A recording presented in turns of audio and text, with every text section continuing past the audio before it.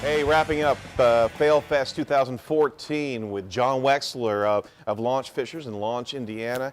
How was the event, sir? It was everything we expected and then some. So, and no major failures. So, you can do a fail fest without having too many failures. It's a pretty good day. So Fantastic. yeah. Well, I mean, we're not done yet. I mean, we still have the interview here. Yeah, So. let's see what we can do.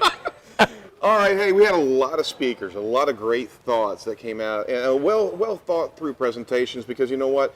We saw a lot of passion here to get the story straight and embrace failure.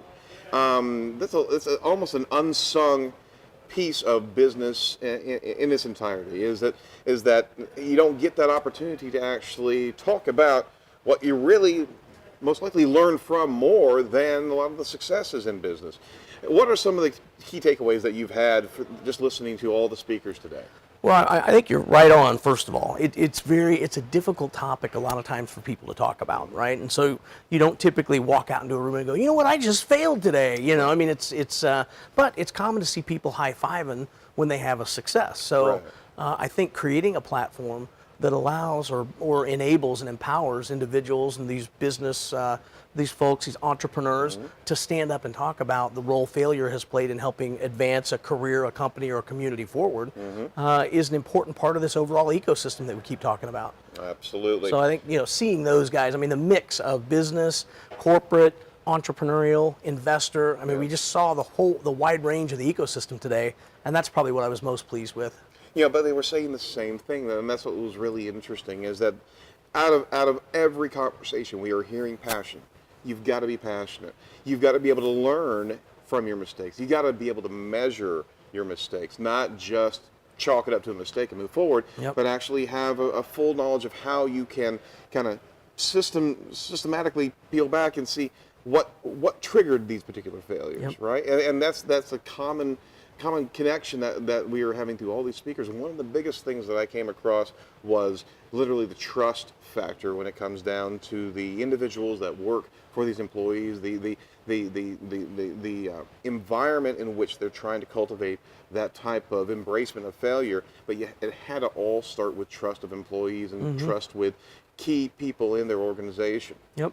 No, I mean, it really boils down to whether you're talking customer, supplier, employer, employee, husband, wife. I mean, trust is at the core of any significant relationship.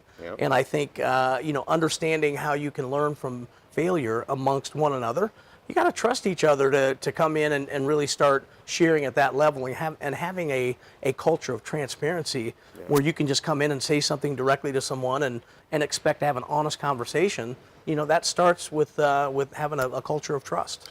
The overall perspective that I think everybody shared as they heard everything was as they spoke, actually, I should say, through all the interviews, they actually felt almost, it was almost a cathartic, almost a relief to actually talk about it in several scenarios, even with Mr. Pirelli. This is the first time he actually talked about a failure he had 13 years ago. And he was able to actually talk about it in the full audience, and he's saying he would even pay these people to actually listen to what he said. Yeah. And that's something I think from a perspective of this event, not just the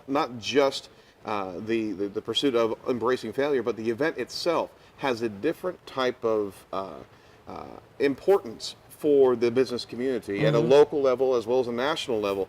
These are places where you can kind of shed your baggage and actually talk about things that you may not even be able to talk to your employees about in a particular manner, right? This is a bit of what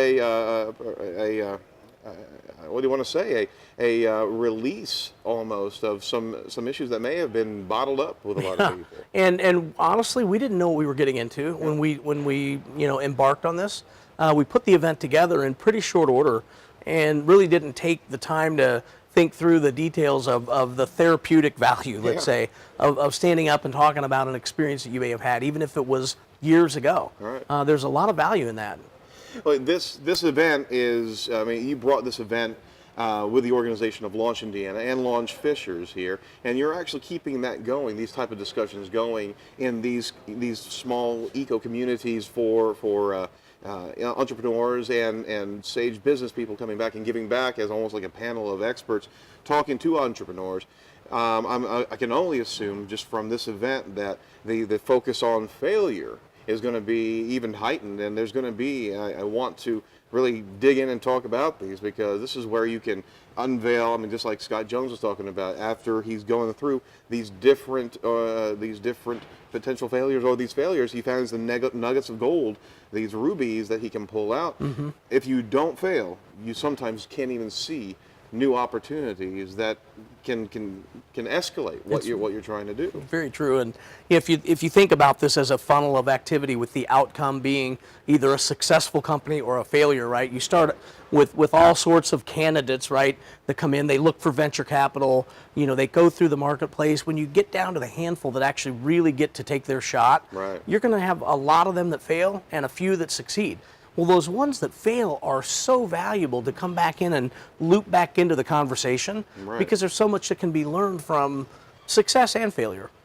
Something interesting is that these launch pads, these launch environments that you're helping develop, are you looking at potentially having these type of counsel sessions, that it's maybe not just reviewing entrepreneurs or having some one-on-one counseling with the entrepreneurs, but having a number of these type of businesses give good counsel collectively to these entrepreneurial businesses, and really sharing a litany of tactical failures? There we go. It's our fail. We just talked about it. So, assuming, are we still going to have audio here? Yeah, absolutely. Okay, well, let me answer that, and then we'll wrap this one up, because it's a perfect ending to Fail Fest.